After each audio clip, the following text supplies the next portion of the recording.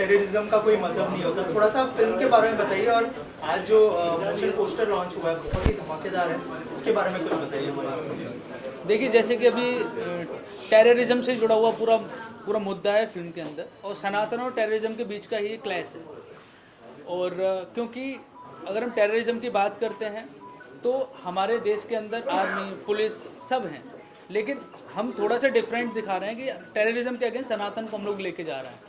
और सनातन against terrorism means कि सनातन हमेशा से ही भगवान की भक्ति के साथ साथ देशभक्ति में इन्वॉल्व रहा है। आप कभी भी देख लीजिए, 1770 आप देख सकते हो, उसके बाद में हमेशा हमेशा जब जब जरूरत पड़ी है सनातन तब तब देश के लिए लड़ा है।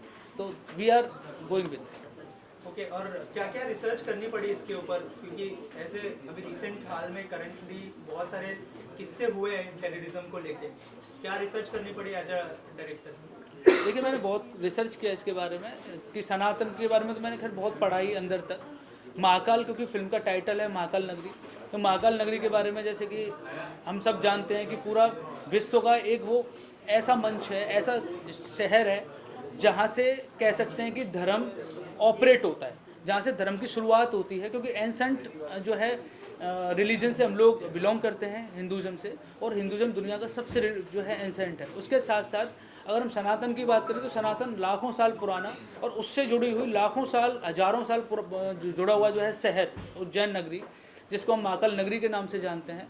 तो उनके बारे में मैंने बहुत रिसर्च किया, और भी बहुत सारा रिसर्च किया कि किस तरीके से कब कब सनातन जो है बुराई के अगेंस्ट, आतंकवाद के अगेंस्ट, अपराधियों के अगेंस्ट खड़ा हुआ है, देश के दुश्मनों के अगेंस्ट कब कब खड़ा हुआ, वो सब मैंने जो है डीपली जो है उसके बारे में पढ़ा भी, देखा भी, गूगल से लेकर सब जगह रिसर्च किया। देन मैंने डिसाइड किया हम लोग महाकाल नगरी बनाएंगे और सनातन को हम लोग अगेंस्ट लेके जाएंगे टेररिज्म। अखिलेंद्र सर, आपसे जानना चाहूँगा किरदार के बारे में बताइए। अभी जो सिर्फ पोस्टर देखा है हमने, आप कौन से किरदार में नजर आते हैं, अगर उस बारे में कुछ बताएं। मेरे लिए तो बड़ा विशेष है कि चूंकि मैं महाकाल का अपने निजी जीवन में भक्त हूँ, मैं इतना आस्तिक हूँ कि मेरी हर बात में बीच में महाकाल आ ही जाते हैं, भोलेनाथ आ ही जाते हैं। और ये फिल्म महाकाल को लेकर बन रही है, इसका शीर्षक ही है महाकाल नगरी।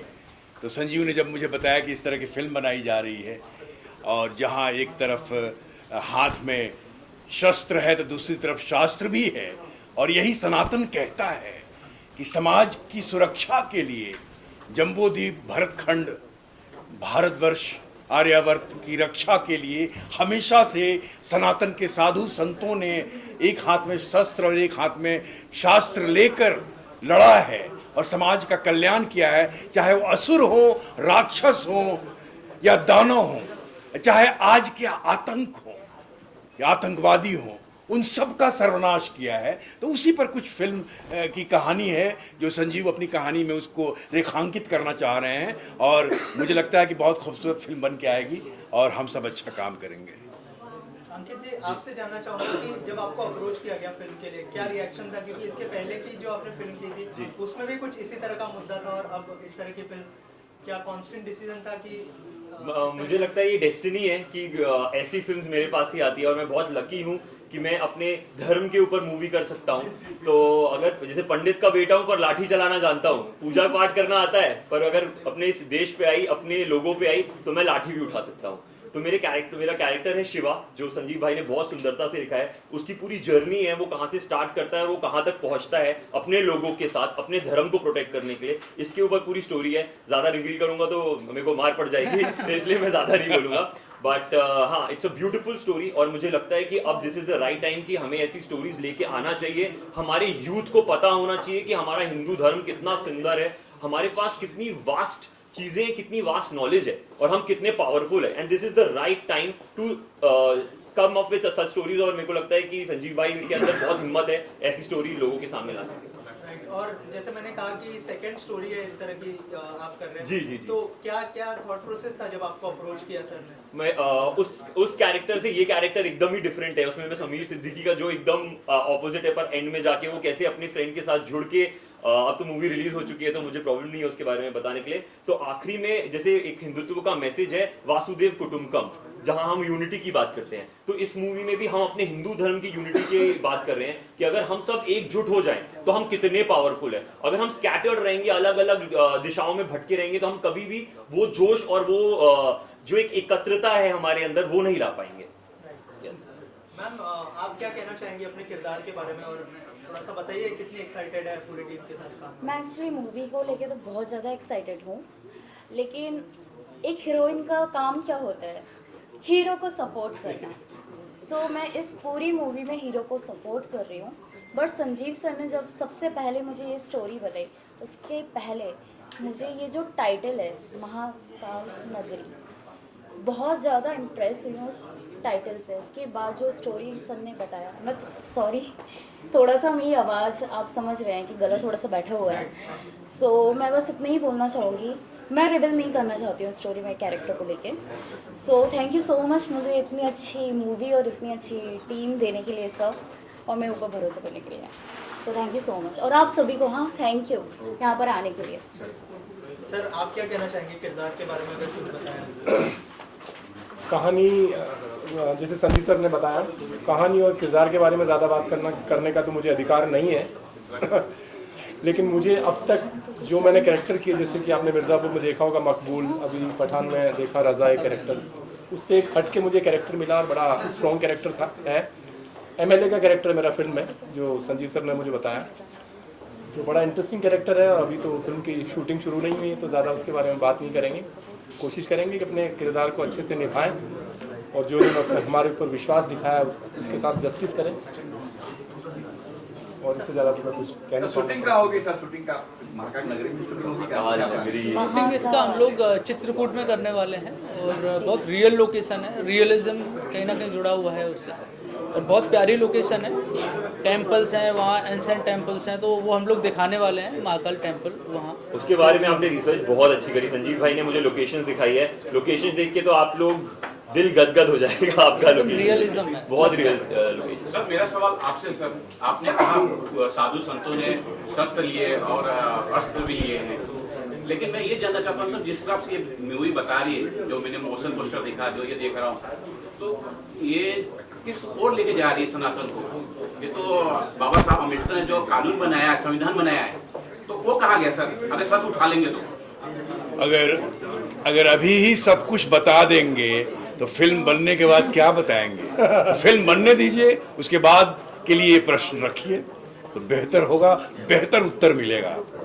डायरेक्टर साहब आपसे मेरा सवाल है, जैसे मैं पोस्टर देख रहा हूँ, पीछे मैंने देखा है कि वार किया गया है, क्या इसमें ये दिखाने की कोशिश हो रहा है कि सनातन आपस में भिड़ गए और अपने पे जो है वार करते हैं?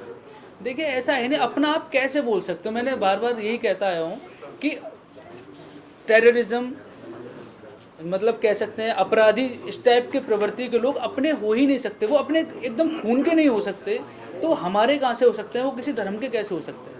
क्योंकि मतलब ही नहीं होता है उसको ज्वाइंट करने का। अगर मेरे घर के अंदर अगर हम 4 भाई हैं, 4 भाई में से मैं बैंक मैनेजर बन जाता हूँ, मेरा भाई छोटा वो आर्मी में चला जाता है, दूसरा कोई और जॉब करता है, और चौथा जो भाई है मेरा वो जस्ट सपोज किसी का मर्डर कर देता है, तो क्या लगता है आपको? I will ask him, he is my brother?